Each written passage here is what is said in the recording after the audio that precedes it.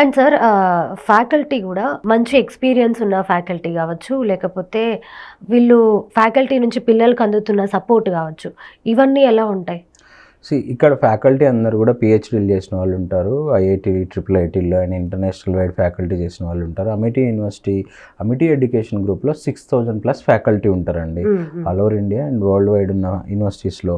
So placements అప్పుడు ఈ faculty main role play చేస్తారు. వీళ్ళు బాగా టీచ్ చేస్తేనే వాళ్ళకి ప్లేస్మెంట్స్ వస్తాయి. సో వీళ్ళు అప్ టు డేట్ ఉంటారు. Even faculty training development programmes కూడా జరుగుతూ ఉంటాయి రెగ్యులర్గా అమిటీ యూనివర్సిటీస్లో. సో నార్మల్ కాలేజెస్లో ఫ్యాకల్టీకి ట్రైనింగ్స్ అవన్నీ జరగవు. సో ఈవెన్ ఫ్యాకల్టీకి కూడా అప్డేట్స్ కావాలి, లేటెస్ట్గా ఏం చేంజెస్ వచ్చినాయి వాళ్ళకి ట్రైనింగ్ ఇప్పించాలి. అమిటీ లాంటి యూనివర్సిటీస్లో ఏంటంటే రీసెంట్గా చేంజెస్ ఏమొచ్చినాయి, అప్డేట్స్ ఏమున్నాయి అవన్నీ కూడా ట్రైనింగ్ ఇప్పిస్తారు.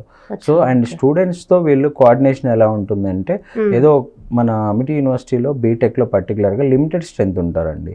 సో వేరే నార్మల్ యూనివర్సిటీస్లో 1000 మంది 2000 మంది సిఎస్సి తీసుకొని వాళ్ళకి అంటే ఫోకస్ ఉండదు.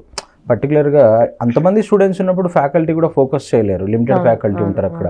మన దగ్గర స్టూడెంట్ రేషియో 15:1 ఫ్యాకల్టీ రేషియో ఉంటుంది.